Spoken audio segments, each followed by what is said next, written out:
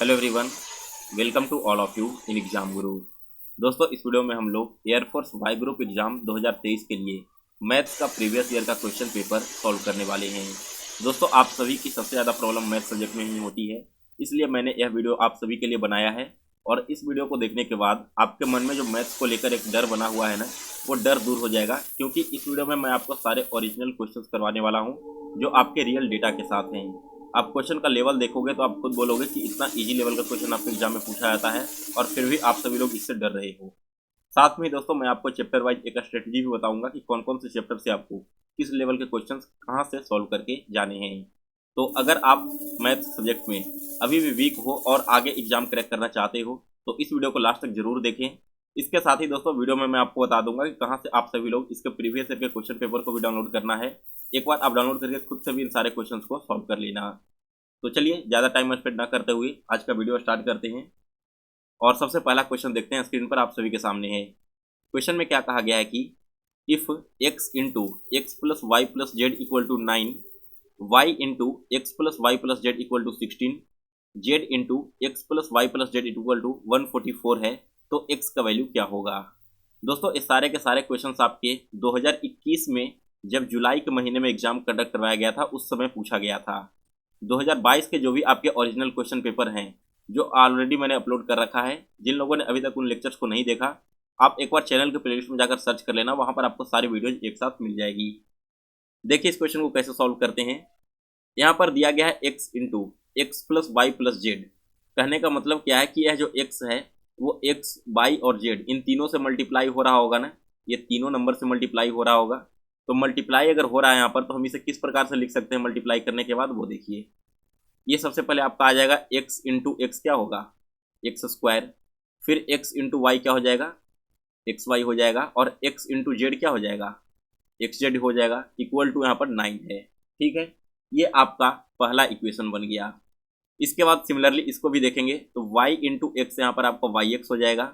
फिर यहाँ पर वाई स्क्वायर और फिर आपका जेड वाई इक्वल टू क्या हो गया, 16 हो गया।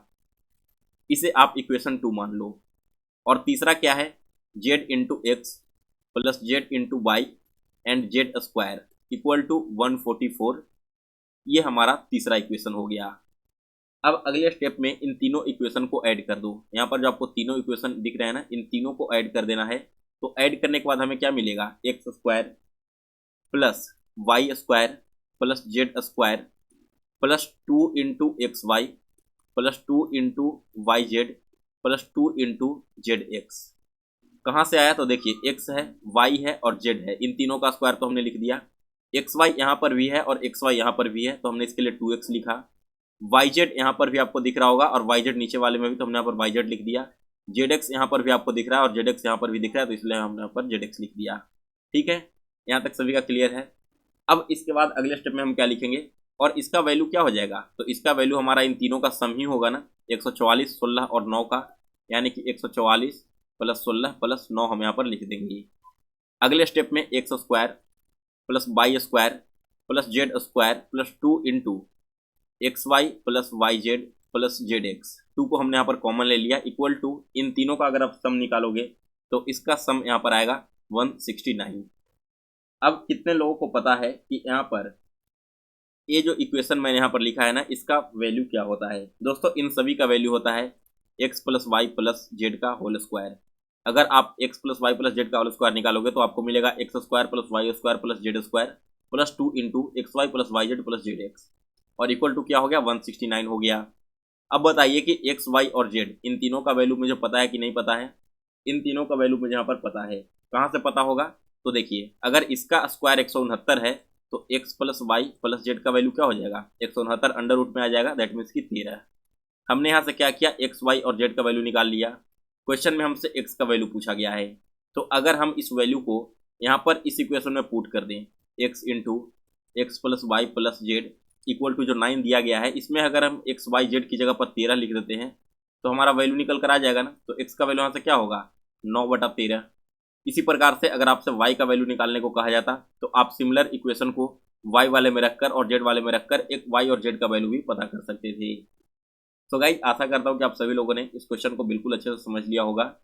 अगर आपको किसी भी स्टेप में प्रॉब्लम हो रही है तो एक बार आप वीडियो को रिवाइंड करके फिर से देख लेना, आपको सारी चीज़ें समझ में आ जाएगी। तो चलिए अब आगे बढ़ते हैं अपने अगले क्वेश्चन की ओर।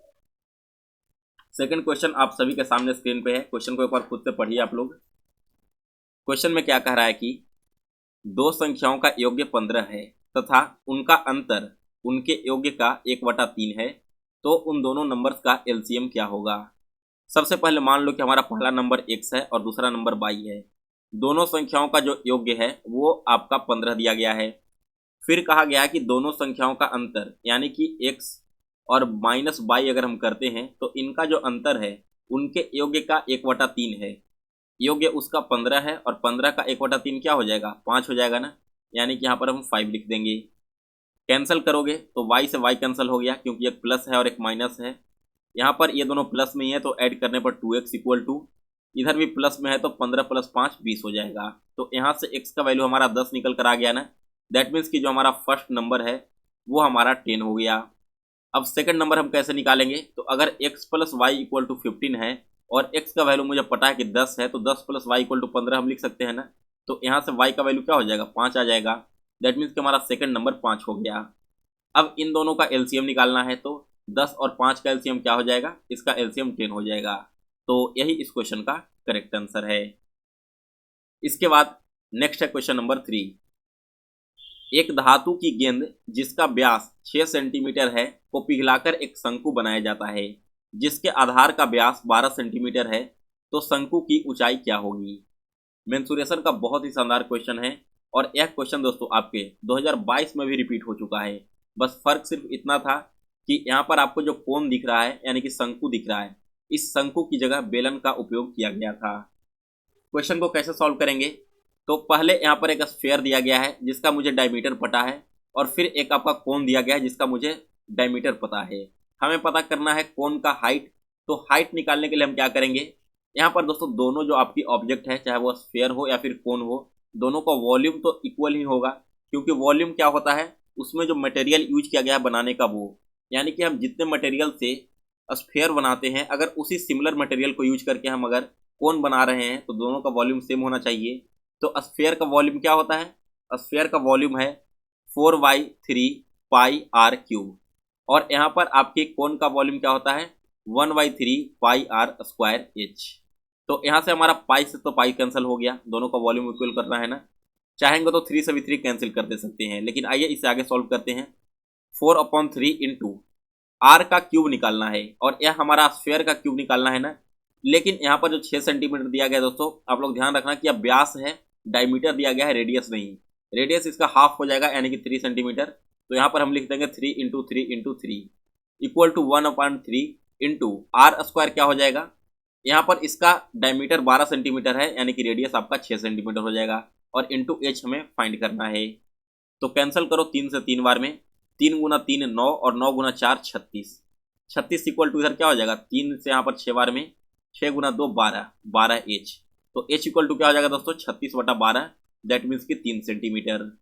तो यहाँ पर जो आपका कोन है इस कोन का हाइट 3 सेंटीमीटर आएगा। यह इस क्वेश्चन का करेक्ट आंसर है। इसके बाद अगला क्वेश्चन है 4 नंबर। फोर्थ क्वेश्चन क्या कह रहा है कि एक विद्यार्थी साइकिल से 8 किलोमीटर प्रति घंटे की रफ्तार से चलने पर अपने विद्यालय 2.5 मिनट देरी से पहुंचता है। अगले दिन वह अगर अपनी स्पीड 10 किलोमीटर प्रति घंटे से बढ़ा देता है तो 5 मिनट पहले पहुंच जाता है। घर से उसके स्कूल की दूरी क्या है। क्वेश्चन में बेसिकली यह कहा गया है कि एक व्यक्ति है या फिर एक विद्यार्थी जो भी है वो अपने घर से स्कूल जाता है साइकिल से। अब अगर वह जाते समय 8 किलोमीटर प्रति घंटे की रफ्तार से जाता है तब वो 2.5 मिनट देरी से पहुंचता है। अगर वो अगले दिन अपना स्पीड 8 से बढ़ाकर 10 किलोमीटर कर देता है तब वो स्कूल 5 मिनट पहले ही पहुंच जा रहा है। तो आपको बताना है कि उसका घर से स्कूल के बीच की दूरी क्या हो जाएगी। सबसे पहले दोस्तों आप सभी को पता होगा कि क्या पता है, डिस्टेंस इक्वल टू क्या होता है, डिस्टेंस इक्वल टू होता है स्पीड इंटू टाइम। हमें यहाँ पर डिस्टेंस फाइंड करना है ना। तो मान लो कि डिस्टेंस हमारा x दिया गया है, ठीक है। तो हम क्या लिखेंगे कि अगर वो x किलोमीटर चलता है 8 किलोमीटर की रफ्तार से और x किलोमीटर चलता है 10 किलोमीटर की रफ्तार से, तो इन दोनों के चलने के बीच में जो आपका टाइम है ना, टाइम का डिलेप्स कितने का हो रहा है 2.5 + 5 मिनट का। और यहाँ पर हम क्या करेंगे, इन दोनों का डिफरेंस निकाल लेंगे, क्योंकि दोनों को चलने में जो टाइम लग रहा है वही टाइम तो यहाँ पर हमें निकालना है। एलसीएम निकालोगे दोनों का, तो यहाँ पर इसका एलसीएम 40 आ जाएगा। 8 से कैंसिल होगा 5x minus 4x equal to 40 equal to क्या हो जाएगा 2.5 प्लस 5 7.5 मिनट। लेकिन दोस्तों इधर का जो आपका इक्वेशन है ना लेफ्ट साइड में, वो आपका आवर्स में है, तो इसे भी हम आवर्स में कन्वर्ट करने के लिए 60 से डिवाइड कर देंगे।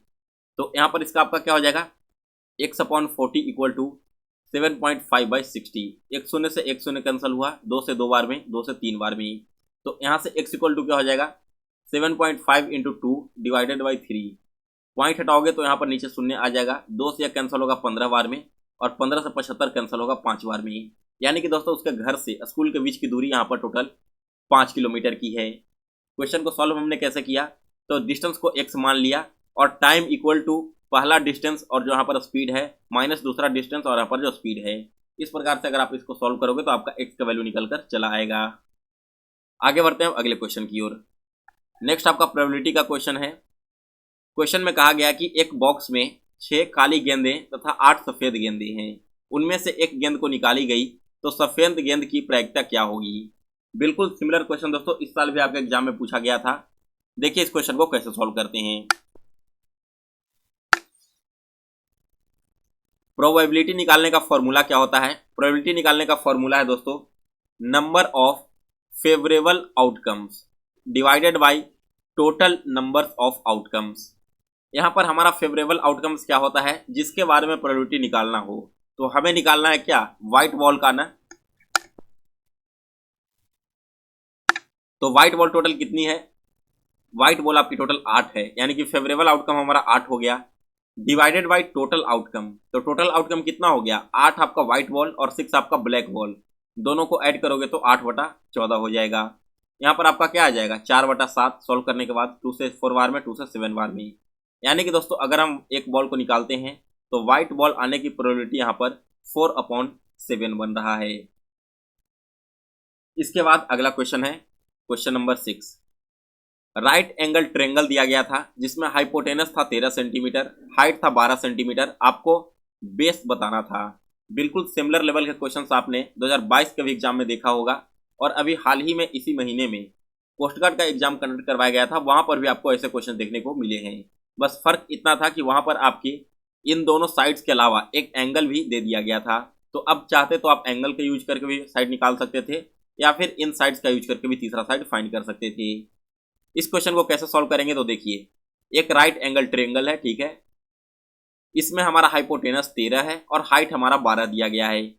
बेस का हमें वैल्यू पता करना है। तो दोस्तों जब भी आपका राइट एंगल ट्रायंगल रहता है ना, तो बेस निकालने का फॉर्मूला क्या है, अंडर रूट हाइपोटेनस का स्क्वायर माइनस आपकी जो हाइट दी गई है यानी कि परपेंडिकुलर का स्क्वायर।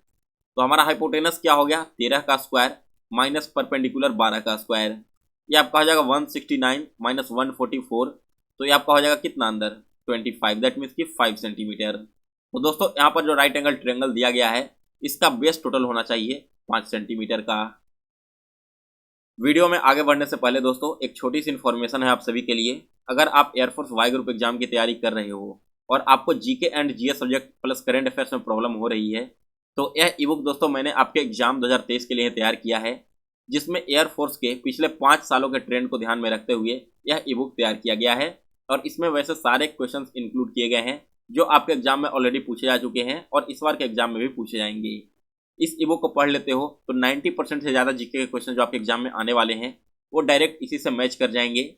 इस ई बुक को परचेज करने के लिए आप मुझे व्हाट्सएप पर 9430042848 पर पेमेंट करके स्क्रीनशॉट भेजना, वहां पर मैं आपको सेंड कर दूंगा। इसके साथ आपको एसएससी जीडी के लिए भी एक 10,000 जीके का ई बुक फ्री ऑफ कॉस्ट दूंगा, जो कि अभी ऑफर में चल रहा है। चाहो तो आप इसे इंस्टा मोजो से भी परचेज कर सकते हो। इन दोनों को मैंने इंस्टा मोजो का लिंक भी डिस्क्रिप्शन बॉक्स में दे रखा है। चलिए दोस्तों अब आगे बढ़ते हैं। तो अगला क्वेश्चन देखिए क्या पूछा गया था कि स्क्वायर रूट ऑफ 0.4। दोस्तों यह आज का लास्ट क्वेश्चन है और इस क्वेश्चन का करेक्ट आंसर आपको कमेंट बॉक्स में बताना है 0.4 का स्क्वायर रूट क्या होगा। इसके अलावा एक आपका ट्रिग्नोमेट्री का क्वेश्चन आया था जो मैंने यहाँ पर लिखा तो नहीं है, लेकिन आप सभी को बता देता हूँ। क्वेश्चन क्या आया था कि क्वेश्चन में आपका पूछा गया था sec 45 प्लस tan 45 का वैल्यू क्या होगा। तो देखिए sec 45 का मान क्या होता है √2 और tan 45 का मान 1। तो sec 45 प्लस tan 45 का वैल्यू हो जाएगा √2 + 1। सिमिलरली ऐसा ही क्वेश्चन 2019 में आया था एयरफोर्स में, उसमें पूछा गया था कि sin 15 डिग्री का वैल्यू क्या होगा। तो जब भी आप ट्रिग्नोमेट्री चैप्टर पढ़ने जाओ तो सबसे पहले तो आपकी जो बेसिक कॉन्सेप्ट है ट्रिग्नोमेट्री के उसे आप जरूर कवर कर लें। आपके 90% सिलेबस उसी से कवर हो जाएंगे। 10% ही आपको एक्स्ट्रा क्वेश्चन ऐसे देखने को मिल सकते हैं जो थोड़े से कैलकुलेटिव एंड लेंदी दिए गए हों। बाकी के ट्रिग्नोमेट्री के जो भी क्वेश्चन अभी तक आए हैं एग्जाम में पिछले 4 सालों में, वो डायरेक्ट फॉर्मूला बेस्ड ही पूछा गया है। तो इस सब्जेक्ट के लिए आपको ज्यादा टेंशन लेने की अब जरूरत नहीं है। सो गाइज, यहाँ पर आपने देखा कि अलग अलग चैप्टर से किस लेवल के क्वेश्चंस आपके एग्जाम में पूछे जाते हैं। अगर आप चाहते हो कि इसी तरह से मैं आपके लिए रीजनिंग एंड मैथ्स के और भी प्रीवियस ईयर के क्वेश्चन पेपर अपलोड करूं तो एक बार आप कमेंट करके जरूर बता देना।